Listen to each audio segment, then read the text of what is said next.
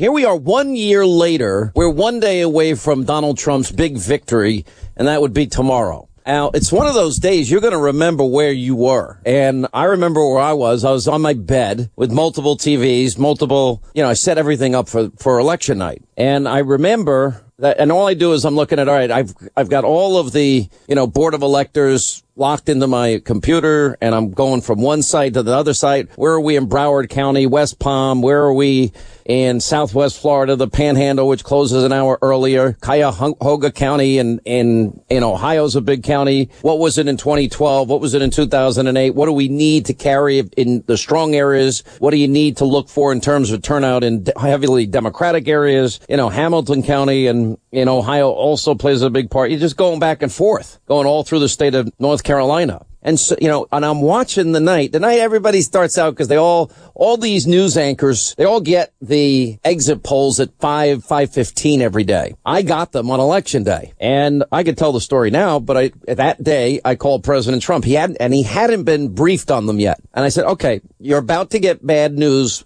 Let me tell you a story. And I told him the story on this program in 2004 that Dick Cheney gets off the plane. He had been out campaigning. He gets off the plane. The exit polls showed by far that John Kerry was going to be the next president of the United States. And the exit polls could not have, as we all know, been more wrong. And Dick Cheney called his radio program at 5:35. This year, if you remember last year, or in 2016, then we had Don Jr. call in the last few minutes of the show on election day. Anyway, so I go home and I do my usual thing, and I'm watching all the anchors, and the anchors are all happy and giddy because they think they've got this. They think Hillary won. It's like they can't contain their excitement. And so they take the information that they get privately that they're not supposed to talk about. They only talk about certain aspects of what the exit polls are actually showing. And so they start talking like they're the smartest Well, I think what's going to happen here is you're going to see in this exit poll, Trump lost everything. He lost Florida. He lost Virginia. He lost North Carolina. He lost Ohio, Michigan, Pennsylvania, Wisconsin. It was a wipeout. It was like the worst case scenario. And so I told Trump at that time, I said, I'm telling you, you got to trust me here. When they come in and they've got a sour look on their face, just tell them I already know. Don't trust the exit polls, and let's see what happens. And the next time I talked to him, I said, I think you're going to be the next president. And the third call that night was, Mr. President, congratulations. And that was it. And that was long before any network had called it. I knew it was over.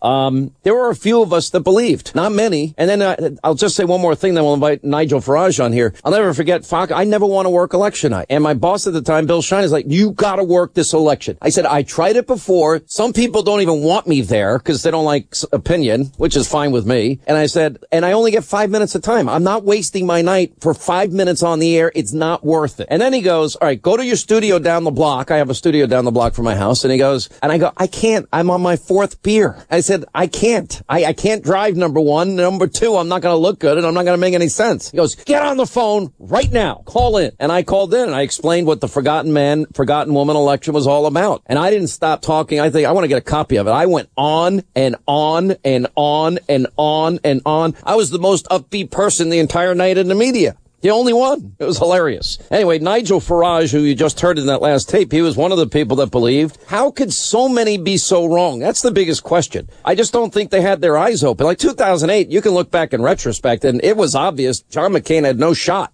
I think Mitt Romney had a shot until he blew the second and third debates. But this was obvious what was coming here. How are you, sir? I'm very well indeed, Sean. Good afternoon. I mean, you were one of the few. You saw what I saw. You saw the crowds. You were out on the road with him. You saw, the crowd size, people say, well, you can't tell by crowds. Well, Hillary had nobody showing up at her events, and a ton of people were showing up at Trump events, and you could see it. It just opened your eyes. Well, I could. I went to Mississippi in the middle of August, and I was very honored to share the stage with Donald Trump and to say to those people, don't listen to the opinion pollsters, don't listen to mainstream media, don't listen to those who seek to demoralize you. Believe in yourselves, believe you can beat the establishment. And the remarkable thing about the evening of November the 8th was I'd seen this before. I'd seen the night of Brexit. I'd seen the celebrations. The Remain side have won. It's all over. It's going to be a humiliation for Farage and believers. And it was twice in 1 year that the establishment got it completely and utterly wrong. And we're a year on from those historic seismic events They still haven't worked it out, have they? How is that possible? How has Brexit not happened? Oh, well, Brexit, we voted for it. The problem we've got is that the management of Brexit is back in the hands of the very people that opposed it. And that is the really big difficulty that we've got. However, the one piece of good news I can give you is that a year and a bit on, public opinion now for Brexit is much stronger than it was on June 23rd, 2016. That day we got 52%. The recent opinion polls now show that 70% of the public want this to happen. So the politicians can dilly and dally, they can stretch it out, but ultimately, believe me, force of public opinion is going to make it happen. You know, in spite of Donald Trump, and it's election day in America today. I mean, you have the biggest race of the Virginia's governor's race is going on, and you got a race in New Jersey. But, you know, I look at the Republican Party with nothing but contempt and disdain. They can't get the simplest promises fulfilled. They're in disarray. They have no vision. They're a shadow of their former self. They have no identity anymore. I don't know if you're watching what's happening here, but they never had any intention of repealing or replacing Obamacare. They were just words and show votes. And I think the people are disgusted with both parties. And I think there's going to be further change coming in this country. And I think the people are fed up, and these politicians, you know, better be put on notice that promises mean things to people. Well, don't you think, Sean, that Alabama was perhaps the wake-up call within the Republican Party? No, I don't. I think they're too stupid to wake up from that call. I mean, we're now debating the tax reform bill, and because they're so sensitive and don't want to be criticized in any way, you can't get a Republican to go out. They're raising taxes, quote, on the rich. It's the opposite of conservative supply side Reagan economics. They're doing good on the corporate side of things, but not on they don't want to be told. They're getting accused of it anyway, even though it's not true. Oh, you're giving tax cuts to the rich. Well, only 20% of Americans pay federal income tax. 50% pay nothing. So how do you cut taxes if nobody pays? No. Well, of course you can't. And you're quite right about supply-side reform, because you had it with Reagan. And, of course, don't forget, we had exactly the same with Thatcher. When Thatcher came to power, top-rate income tax in 1979 in the UK was 83%. I mean, can you believe it? Crazy. And she cut it.